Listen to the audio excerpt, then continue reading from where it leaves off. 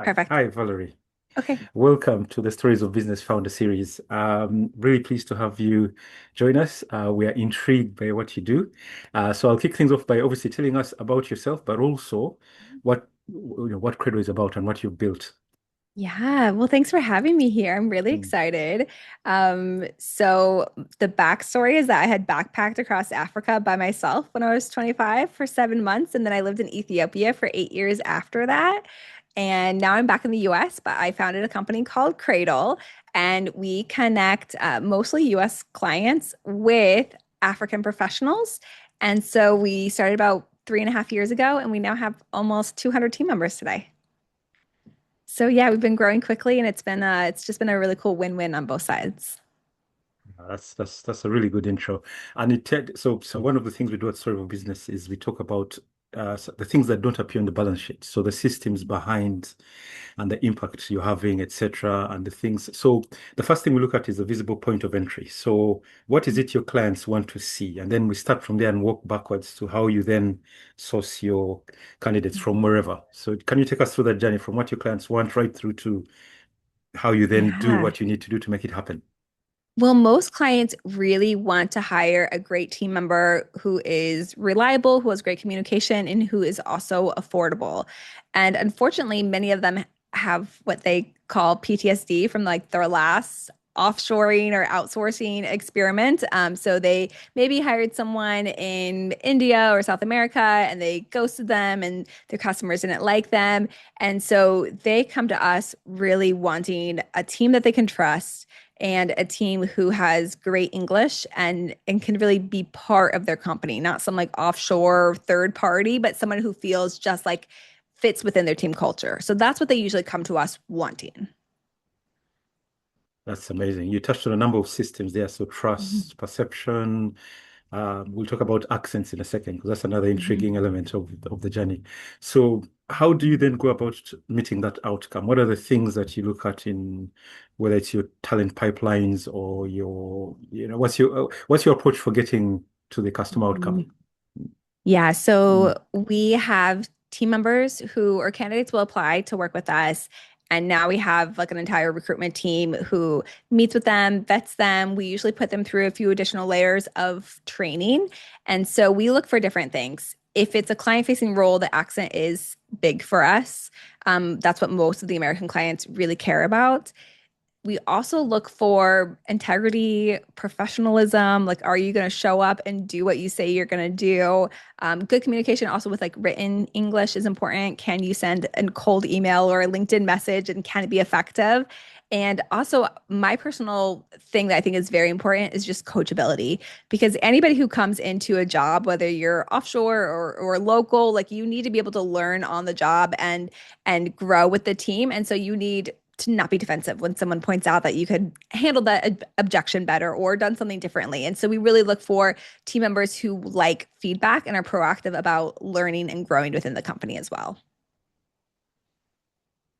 Yeah, that's an amazing response. Training is another thing that I find really fascinating. And do you find, especially with training, do you find that for some of your candidates, it just doesn't work? And what do you do in those scenarios? How do you handle a scenario where training just doesn't seem to land the message?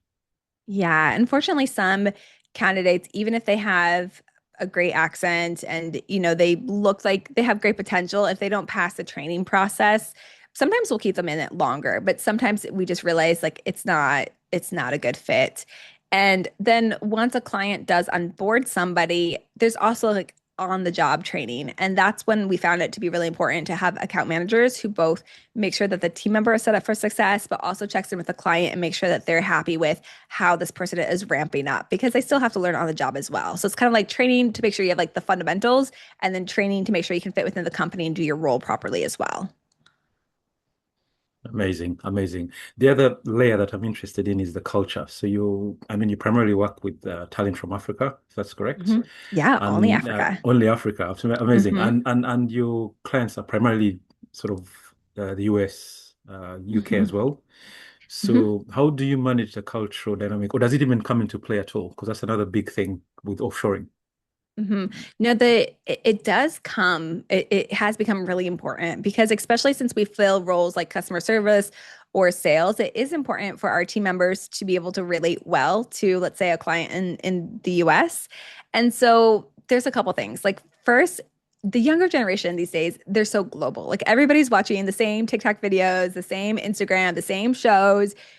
If you ask our team members what their favorite show is, they'll probably say like Love Island. Like they're probably too exposed to maybe some of the American culture, but in a way where it makes them be able to really relate well.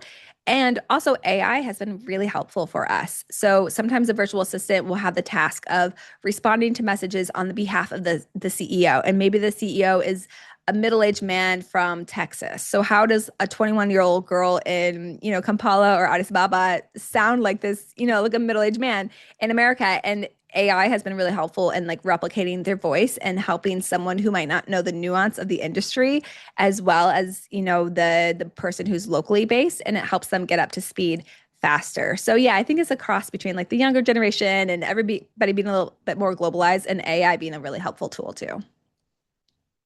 Amazing. So I've got a couple more questions about the people side. So let's Go look for at the it. CEO in Texas, for example. hmm He's trying to grow his business. I know you said cost matters to him, but hmm what do you think has been the impact on the CEO side of your client base?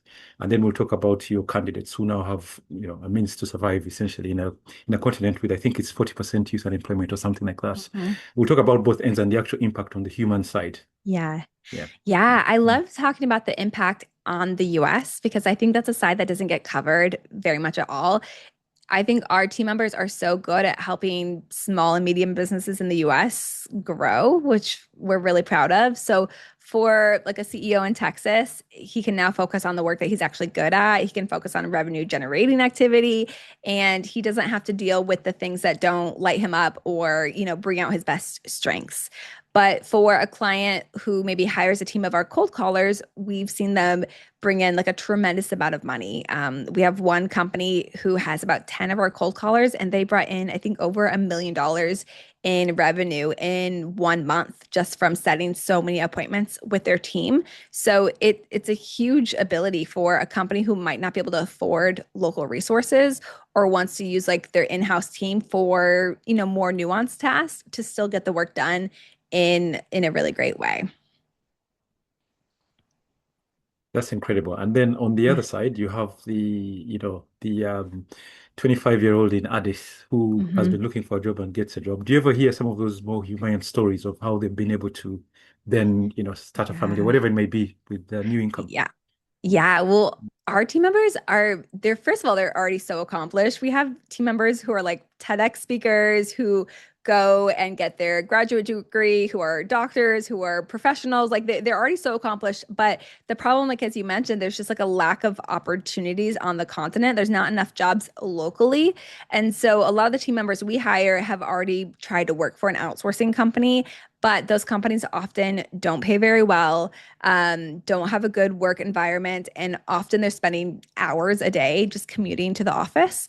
And so we took a different approach where we let team members work remotely from their homes. That saves them 1 to 3 hours in traffic. Like, you know how bad traffic in Kampala can be. In Addis, I think it might be worse, maybe. So, yeah, it's definitely saves some time. It's more helpful also for, let's say, like maybe a mom or a dad who has kids. Like, they get to be home with their kids a little bit more.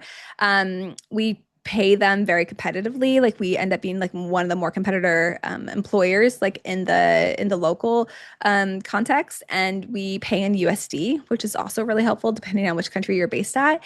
And we try and plug them in with a great company where they have a career ladder. And so instead of just being like a seat in a call center, like they become like a well-known team member within our client where they can grow and just keep growing within the company. And also, most of them, especially if they're in a sales role, have the ability to earn commission too. So they can even earn more money on top of their base. Well, that's incredible.